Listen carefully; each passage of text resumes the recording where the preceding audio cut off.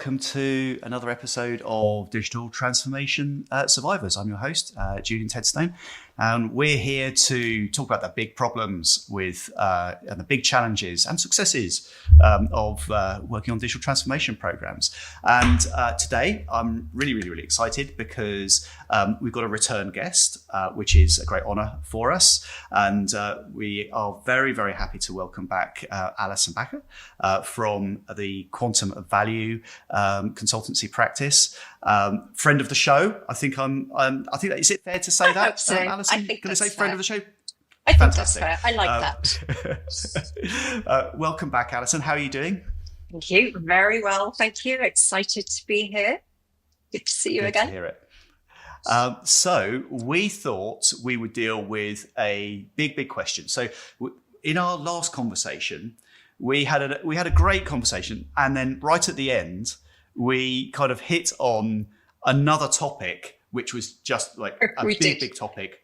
We completely ran out of time, and we thought, right, we need to carve out another space for this. And that topic is really, what are the challenges? What are the problems with Agile? Right. And I guess just to put a bit of context behind that, I guess there's a perception out there. Is it fair to say that Agile has issues, and that maybe it's got limitations as a methodology, and it doesn't always deliver on its promises? I guess is that fair to say? That's fair. Is that That's fair entirely okay. fair. You're probably being kind. Okay. Well, so if you look on LinkedIn in the last 6 months or so, we've had posts from people saying Agile is dead. And it's all a bit crazy. It's not grounded in fact, but here's a really interesting fact. As you know, I'm ex-Gartner. I work. Gartner snippet, they estimate 70% of digital transformations fail. Now, if we think about... That's astonishing, isn't it? That's astonishing. It's horrendous. What are we doing, Julian? As practitioners, what are we doing? So something is not right. As you say, we have got some problems, and they're across the industry. I see them across small and large organizations. I see them across a lot of service providers. But 70% of things are failing. And then we wonder why organizations, why boards, why senior leaders are skeptical about digital transformation and about Agile. Of course they are. If 70% of cars just stopped working one day, we'd be pretty skeptical. 70% of dentists took out the wrong tooth, we'd be pretty skeptical, right? But we call ourselves professionals. Yeah. So there are things that are endemic out there. I mean, it's a really good point, Alison. I mean, 70% failure rate is a very negative statistic. We wouldn't accept that from a surgeon, would we? Or a dentist, or a car mechanic, or anything like that. So, I think there's something to be looked at, and I think we encounter it too. As you know, we run digital transformation services development programs, and yes.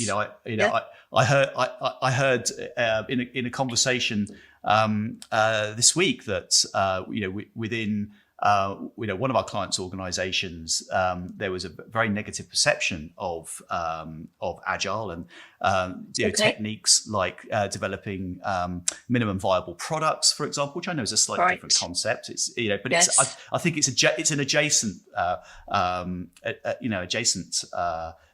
concept. It's got a very negative connotation. So it's good to dig into that, because I think these are essential tools for getting stuff done.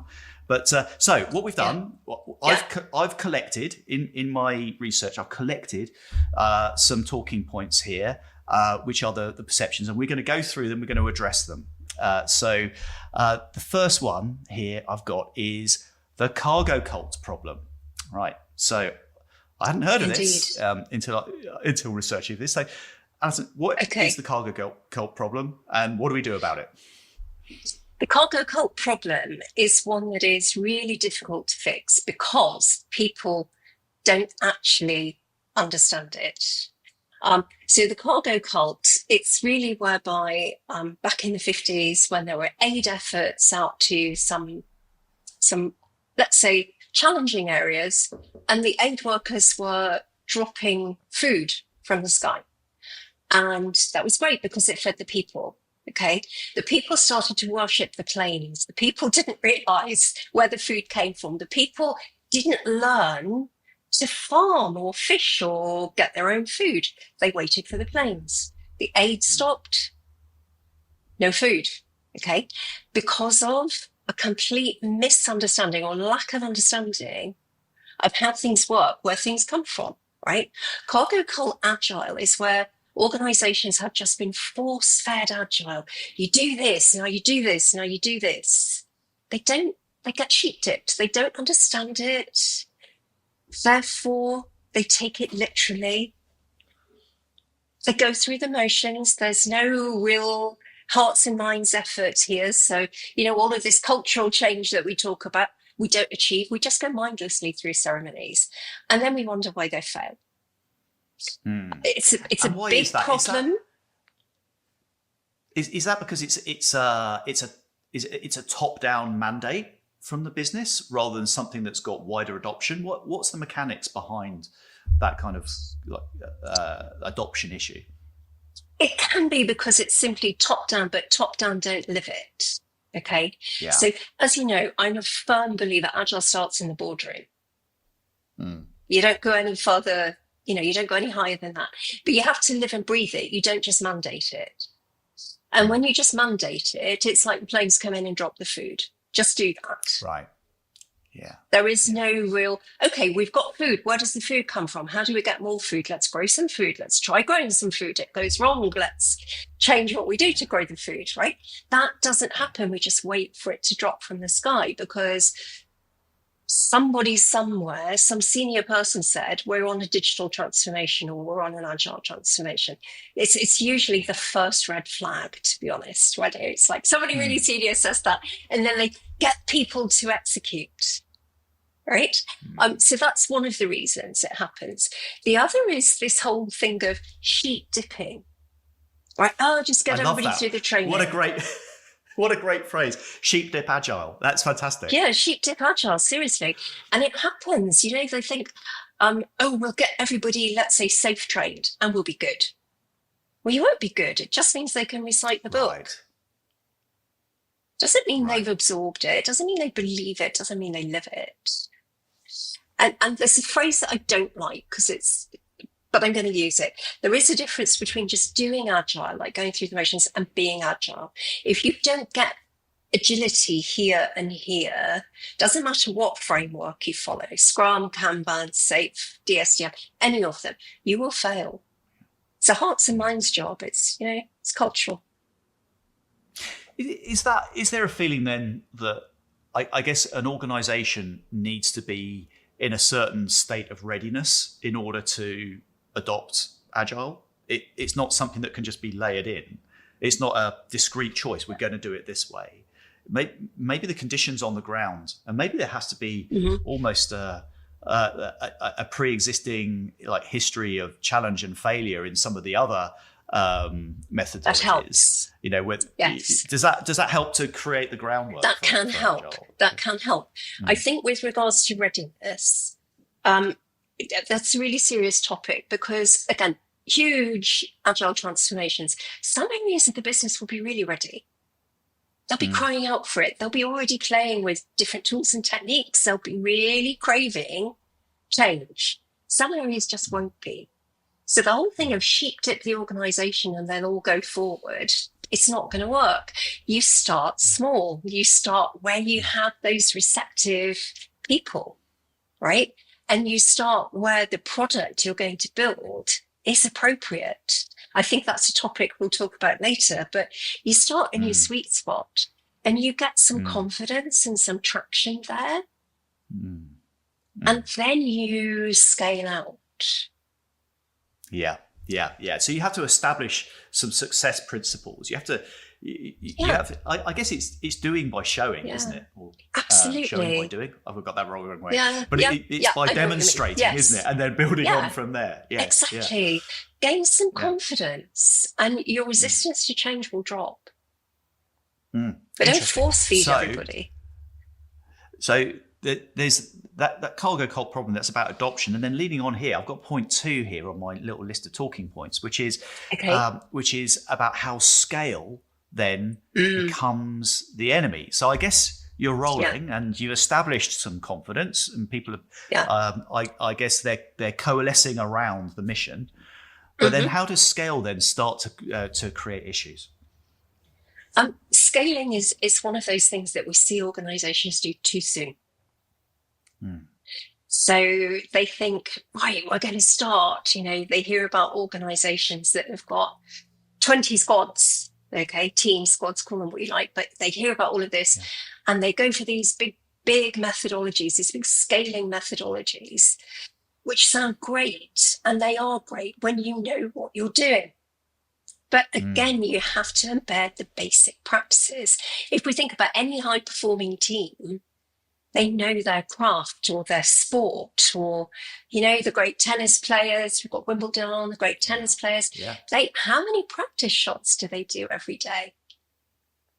They're not experts overnight, but we think that using a scaled approach will help us instantly. It won't. So again, start small, get your successes.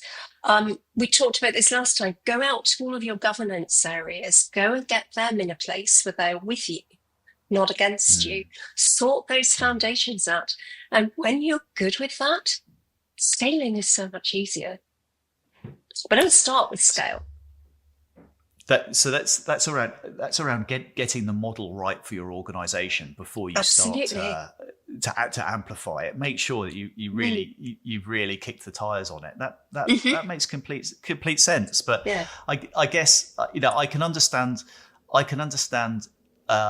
scenarios where there is a business imperative or a need to roll out change more quickly.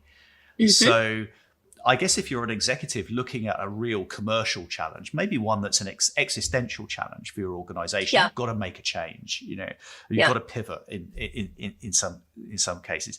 Like, I don't know, maybe someone's dropped a tariff on you. In that situation, who would do that? Yeah. Right? Yeah. But say in a hypothetical world that happened. Does Agile help you to address that type of existential business issue? That will help you to address, but again, as long as those executives are seen to lead it, particularly when there's anything massive or, a pivot or a market change, it has to come from that level. And then within each discrete area that's going to impact, make sure you embed the right people to lead that change. If you need coaches to lead that change, get the right coach to lead that change. Don't just think, we've got a problem, cargo cult, drop it all in, it will work. It won't. We interrupt this episode to bring you some exciting news from Coherence. We've just launched a brand new white paper, Digital Transformation in Web Estate Management and Marketing Technologies. It's packed with insights, case studies, and strategies to help you navigate the complexities of managing large web estates and drive digital success. Want to dive in? Just scan the QR code on your screen and you'll get instant access to the white paper. Don't miss out, grab it now and transform the way that you manage your digital presence. And now back to the podcast. Yeah. So you've got to scale the input at the same time. You've got to scale I guess the support and the adoption effort in order to scale the program, which seems obvious, but I guess seems obvious. It seems obvious, but there you go. Yeah, all right. Seems obvious. We're rattling through here. So on to number 3, we've got the velocity trap. So so this feels familiar. Becoming obsessed with story points. Story points drive me absolutely crazy. So what is a story point? Have you got is it a big page, a small page, or a medium page? What are you trying to build? It always kind of confuses me. But what is your experience around velocity metrics, and what kind of issues do they give us? This is a real no-no for me, actually. Velocity is one of those things that, of course, it's important. We need to know how much complexity a team can handle in a certain time box. It's a really blunt instrument when it's abused. So, if we go back to velocity, go back to story points, a story point is a measure of complexity. And how much complexity can we do in a sprint? Not how fast can we go. It's also a measure for the teams to unpack that complexity. Because if it's more story points, it's more complex, break it down. It's a measure for them. And I've had, true tale from the field, I've had a CTO once tell me that in a very large bank that had a complete cargo cult, agile transformation, they had a lot of fun comparing the velocity of their different teams and saying to team A, you did 70 points last sprint, that team did 85, go beat them. And having things like league tables on velocity, it's just crazy. It's the easiest thing to gain. And actually, if we look at what we should be doing, we should be looking at delivering business value. We should be looking at delivering quality. And That's we should be taking... measure. That's the measure, Quite right? That's the measure. It's value. That's the measure. Isn't it? It's business it's value. Yeah. Exactly. Exactly. Yeah. So I think as an industry, I think we've got it wrong here.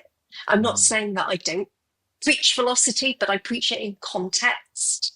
We use it in context. And if we look at high-performing teams, so, any high-performing team, they measure many things. They have many data points. Formula One team, for instance, they'll go from like 300 to 1,000 data points of a car in a lab. Because then they can inspect and adapt, they can fine-tune. And then what do we do in Agile? We go, velocity, right? It's pretty dumb. It's pretty dumb. And if we think about what we really want to be collecting, it's all of those metrics around quality. It's the metrics around stakeholder engagement. Are they even engaging with us or not, right? Because that's another big red flag. Stakeholder value, stakeholder satisfaction, team satisfaction. Are they satisfied with the work they're doing, right? Risk metrics and leading indicators of how we're going to be doing our forecasting. There's a lot that we need to be looking at to really inspect and adapt. And if you look at the work that we do, for instance, with Performalize, we capture, independently of the Scrum Master, there's no effort on the team to do this, but over 500 data points around what's happening in a team. So Alison, just that quickly data is visible. Sorry, Alison, just quickly for the viewers, Performalize, do you give a quick introduction? Performalize is our AI-powered platform for Agile teams. So it's like having an AI coach on board. It gives people behavioral nudges when they're off track. It surfaces anti-patterns and helps correct those anti-patterns. So we find teams are delivering actually about 30% shorter time to market. Okay. Now I'm not going velocity here. That's not because we say do more story points. It's because we adjust behaviors. So it's a very different concept, but that's because we have a number of data points about genuine team performance. And we can look at where we need to inspect and adapt. It's first principles of Agile. There are many things we can inspect and adapt. So thank you. Great to get that that understanding on that platform, and then to the velocity thing. I mean, it's like we have this in our own business, particularly when we're starting maybe a new relationship, new client relationship, right? And we have a lovely warm conversation with procurement. So our friends in procurement. Hi, by the way, everyone in procurement. Great to see you here today. But we have that wonderful conversation with our friends in procurement, where velocity is used sometimes as a contractual measure of performance to say, okay, well, we are going to incentivize or even put penalties in place around the velocity of execution of story points. And then you look into a story point. Well, what is a story point? Well, a story point is can be a piece of functionality. And it typically is, to your point, it's something when you boil it down, it's normally wrongly in my view, but it's normally something which is quite tactical. It's a piece of functionality. It's not necessarily a piece of value, a piece of business value. It's not an effect. It's not an outcome. Yeah. It's a functional change. It's a part of a backlog. It's got technical dependencies. It's got all of these things. So exactly. It's kind of, that message has got lost a bit, hasn't it, around business value? Completely. And if you saw the tension in my jaw as you were describing the contractual terms there. Yes. Yeah. Because to deliver a story point, we need to understand value. We don't understand the value if our stakeholders don't engage. Stakeholder engagement is a key component of business value. We all know this, but where are they? Where's the link between velocity and stakeholder engagement? Again, it's one of those things that we demonstrate in our dashboards. We need to understand cause and effect here, people. Yeah. Don't penalize the supplier for what your stakeholders aren't doing. Yeah. And I think as part of that conversation, and I don't know if you find this in your own experience, but sometimes when we're trying to, I guess, refocus the conversation from a kind of a tactical, functional outcome to something which is more around business value, it's actually really hard to get the metrics, to get the data, to say, well, if we did this, what would that mean to you as a business? What effect would that have? And actually, often getting that information is really, really hard. Businesses, I find, they find it quite hard to quantify what value is in their own terms. Totally. It's a lot of the work that I do, actually. And that's, again, why we need to start with board objectives and why are we building this product, or what's this initiative about? If you don't have that from the top, you can't expect people at grassroots to reverse engineer. Yeah. There's no linkage. So you're asking those questions, which are the right questions, are the good questions. What is value? How do we quantify it? How do we know we've delivered it? What's your target? Because otherwise, what are you shooting at? Right? If they don't know, well, we're back to 70% failure. There are so many reasons why things fail. Yes. Yeah. Well, I mean, that almost begs the question, if we don't know what value is, if we can't measure it, how do we even know if something is successful or failing? Exactly. I'm almost doubting that 70% failure. It's just like 70% unknown. May have failed, may have succeeded. We just have no idea. We don't have any measurement, So it's Okay. So this next one up here is this feels like a real theme that we've been discussing, which is like cultural resistance, change fatigue. This is something that I know that we've discussed as part of your experience of working with organizations. Change fatigue, it's horrible and it's very, very real. Again, we see this more with the go forth and be agile, off you go, sheep dip approach. Or it's built into people's objectives. Okay, I've got to do this thing to tick my objective, right? So we see it a lot there. It is very real, because we've got to remember that the people that we're talking about are people with lives, with objectives to get their bonuses. There's a whole host of stuff going on every single day. And then we ask them to do this on top. If they don't believe in it, we're asking them to do something that's an overhead, that's painful, that is change. Yeah.